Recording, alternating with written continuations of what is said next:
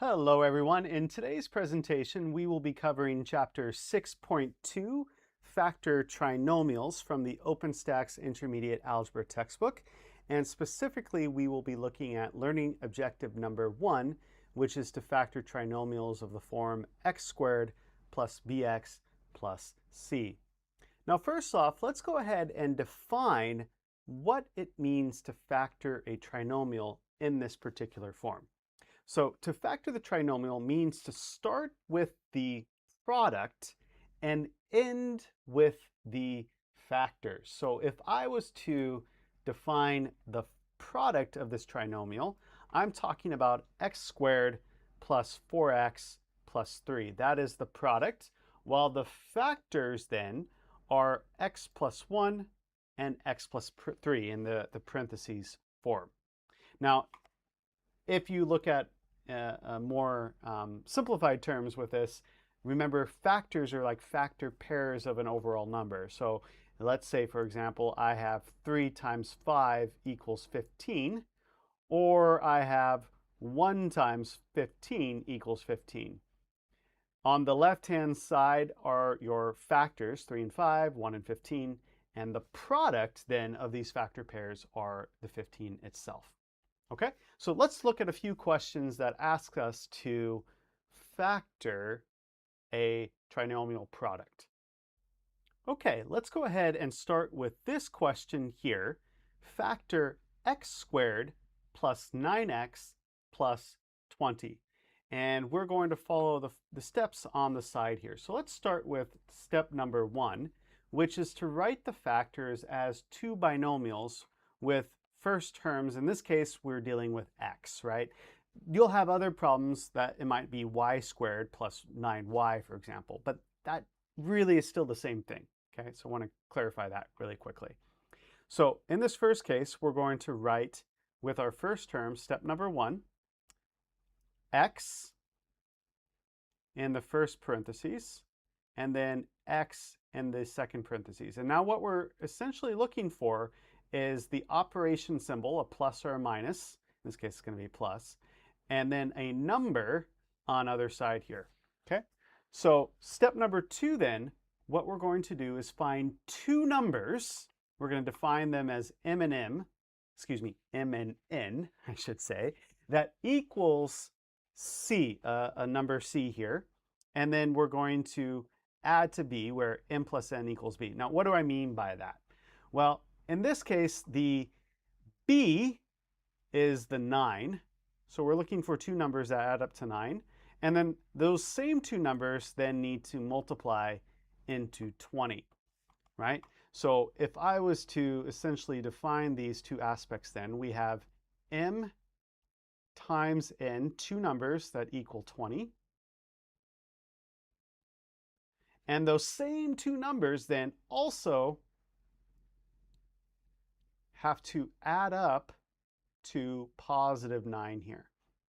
So my first step, or recommended step, is to find all the factors of 20 and then see which of those factors can add up to 9.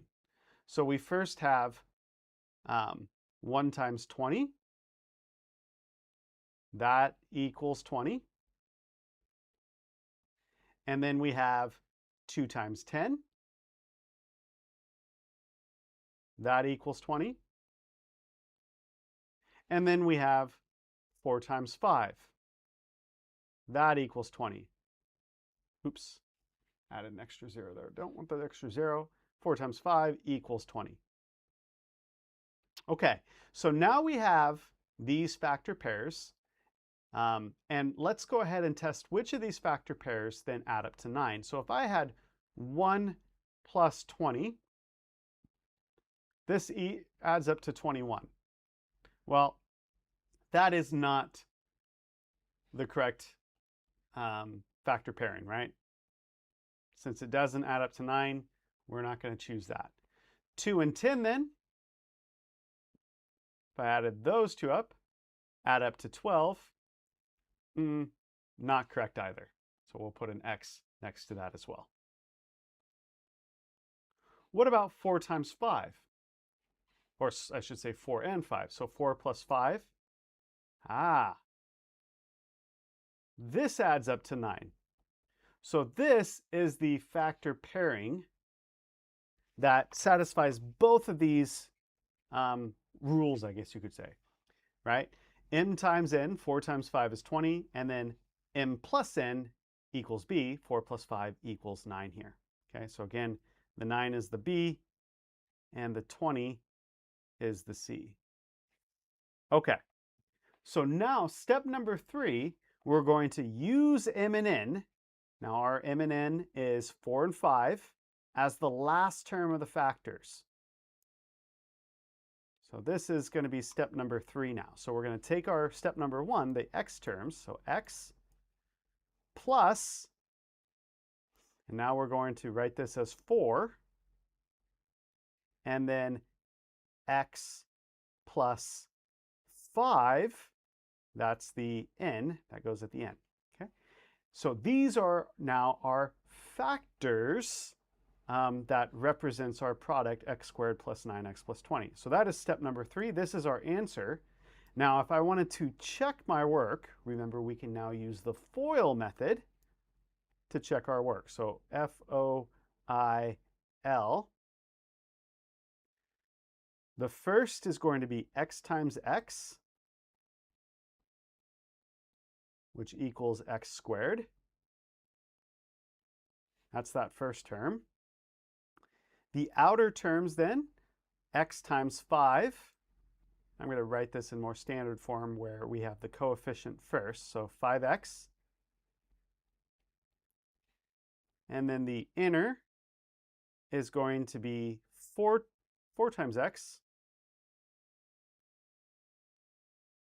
which this does give a standard form, 4x. And then the last, which is going to be 4 times 5, which equals 20. So then if I put all of these together, x squared plus 5x plus 4x plus 20, and then I was to combine my like terms are the two middle terms, 5x plus 4x, we do indeed get back to our original product here. X squared plus 9x plus 20 as our result. So our answer here then that we would select is x plus 4 and x plus 5. All right, let's look at the next question. Okay, let's look at the second problem now, x squared plus 8x plus 15. And we'll start again with our first step. These are x terms, so we can start with writing the factors as two binomials. So we have, I'll put S1 for step 1. We're going to have parentheses x and parentheses x here. Okay, so going to step number 2 then, we're now going to find two numbers, m and n, that multiply to c. In this case, the c is represented by 15. That's the c. And then also those two same numbers add up to b, which in this case is 8. So in other words, we need to find factor pairs that multiply to 15 and add up to 8 here. So let's start with factor pairs of 15. So we have 1 times 15 and 3 times 5. And now let's see ones that add up to 8 here. So m plus n, that equals 8 from these factor pairs. So if I test the first one, 1 plus 15 equals 16. That does not satisfy this first piece here. So then let's try 3 and 5. So we have 3 plus 5. That adds up to 8. Well, that does satisfy our two rules here. So 3 and 5 will be our factors. So step 3 then is then to use m and n as the last terms of the factor. So we have x plus 3 and then x plus 5 here. So this is our answer here, right? This is our answer. Step 4, though, we can check our work. And we can check our work with the FOIL method. So check by multiplying the factors. So I can use FOIL to check my factors. So we have x times x, which equals x squared.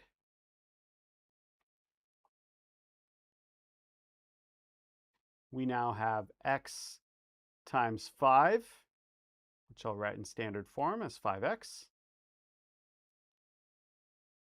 We have our inner, which is going to be 3 times x, which equals 3x. And then we have our last, 3 times 5, which equals 15. Okay? So if I then wrote all of these terms here, I have x squared plus 5x plus 3x plus 15. I can then simplify my like terms, the 5x and the 3x. That simplifies to 8x plus the 15 that's left over. So if I then check my work at the beginning, x squared plus 8x plus 15, that is the same at the end. So our answer is the first parentheses x plus 3 and the second parentheses x plus 5. All right, that's question 2. Let's go ahead and look at question 3. Okay, so taking a look at question number 3 now, we have a question that reads negative 14 minus 13x plus x squared here. Now, this is a little different because it's not written in standard order here. It actually starts with the c term first, that's the counting term, and then goes to the bx term followed by the x squared term. So my first suggestion is to go ahead and actually rewrite in standard order. So if I wrote this in standard order, we would have x squared minus 13x minus 14. Now, the other thing that's a bit different is we now have some negative terms here. So we are needing to have two factors that when multiplied together give me a negative 14. Okay, so that makes things a little different. But the first step is the same in that we can write the factors as two binomials with the first x terms that lead the parentheses. So we have x and we have x. Next, we are needing to find two numbers m and n that multiply to the c term. Again, the c term is 14, and then add to the b term, which is negative 13. So in this case, we also have more than just a few factors because we have that negative 14 there. So if I was to find that, let's go ahead and write this. So we have m times n equals negative 14. So all the factors that could potentially equal negative 14 include negative 1 times positive 14, right? A negative by a positive is a positive. You could also switch the negatives, so it could be 1 times negative 14. Or we could have negative 2 times positive 7. Or positive 2 times negative 7. These are all the potential factors of negative 14. So then going over to the other part of this, we have m plus n equals negative 13. Okay, so starting with the first one, we have negative 1 plus 14. Let me do this actually. This would equal positive 13. This does not match up. So the first two terms would not be possible. Then we have 1 times negative 14, or excuse me, 1 plus negative 14, I should say. And this does equal negative 13. So you can actually stop here. This is the two factors that we're going to use. So we're going to use 1, positive 1, and negative 14 here. So then writing, step number 3, writing the two m and n terms as 1 and negative 14, we can use m and n as the last terms of the factors. So we have x plus our m term of positive 1 times our x plus our n term is going to be negative 14. Now, generally what you do here is we're going to simplify. Instead of having and adding a negative here, you can simplify just to one symbol. That's just the subtraction symbol. So that's what I'm going to do here. I'm going to write this as x plus 1, parentheses, x minus 14. Our last step then, we can go ahead and check our work using the FOIL method. So first, outer, inner, and last. So first we can multiply x times x.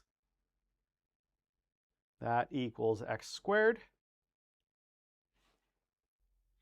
Next we have the outer. So that is going to be x times negative 14, which can be written as negative 14x. The inner, write that arrow. The inner is going to be 1 times x. And then the last is going to be 1 times negative 14, which equals negative 14. So then rewriting this, we have x squared minus 14x plus 1x equal minus 14. Then we are going to simplify or combine like terms. So those are our two middle terms. Notice they have the same variable part again, 14x and 1x. So negative 14x plus 1x is negative 13x. So I can rewrite this as x squared minus 13x minus 14. And we can now check off our work. That matches up to our original. All right, so that's question 3. Okay, so taking a look at question number 4, this is a slightly different structure. We're looking at a problem that's in the trinomial form x squared plus bxy. In other words, we have both an x and a y term and then a cy squared term. Now, a lot of the same process or the same steps are well, similar. I guess I could say they're the same, right? But they do have the y terms that are involved here. So our step number 1, we're going to write the factors as two binomials with the first term's x. But because the last term has a y squared, the last terms will also include a y. So essentially our initial parentheses is we're going to have x and then we're going to have a y term. Now in this case, we'll also have a number eventually that's in front of the y term. And we don't know what the operation symbol is quite yet. So this is what it first initially looks like. Now, let me redraw that line. That was terrible drawing. Okay, so now step number 2, though, is the same in that we're looking for two numbers that when we multiply together equals 16. That's the C term. So 16 is the C term. And then 6 is our B term. Okay, so that's kind of how we analyze those elements. So we're looking for a term that we have m times n, two numbers in other words, that multiply together to give me negative 16. And then those same two factors, the m and the n, when added together equals negative 6. So that's essentially what we're looking at. So let's first start by doing some different factors of negative 16. So we have negative 1 times 16 equals negative 16. Again, we have a negative here, so these are opposite pieces. Then we have 16, or sorry, let's do positive 1 times negative 16 equals negative 16. Then we have negative 2 times positive 8, negative 16. Then we have positive 2 times negative 8 equals negative 16. Then we even have negative 4 times a positive 4 that equals negative 16. And we have a positive 4 times a negative, well, we don't actually need to do that. They're the same term, so I won't do that. My brain was moving faster than my pen.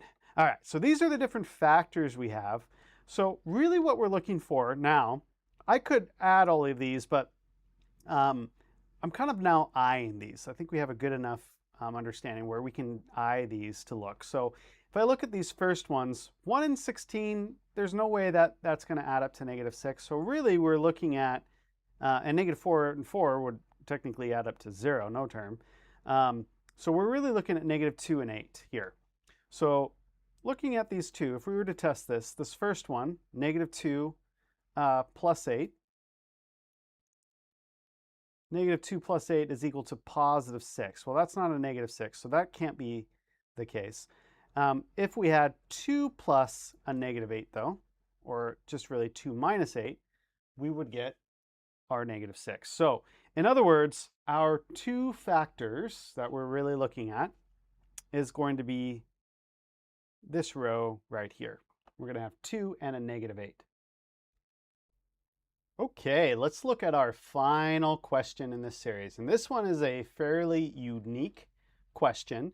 First, that makes it unique in comparison to the other questions is we put in U and UV as our terms. Now, this doesn't really matter if the letters are different, but just to confirm, if I was to write this in the standard form that we've been looking at, the U squared term is really your X squared term.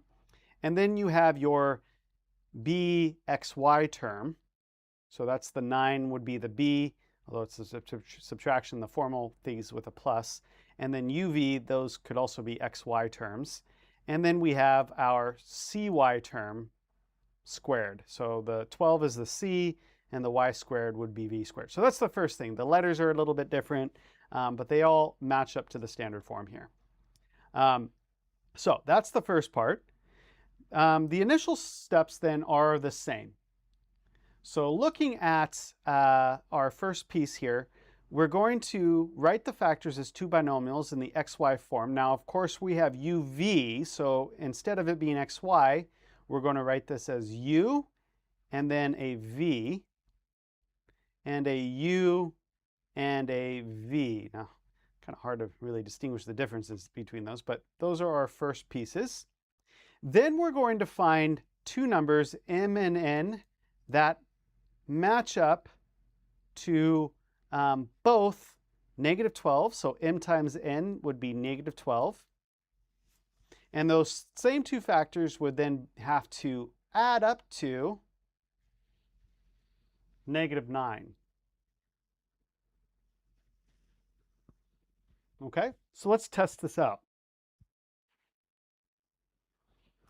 So first looking at m times n, and two numbers that multiply together to get negative 12, we could start with our 1 and 12 here. So let's start with negative 1 times positive 12. That gives me negative 12. I could then have positive 1 times negative 12. I could have 2, negative, let's say negative 2, times positive 6 gives me negative 12. We could have positive 2 times negative 6 equals negative 12, so those factors.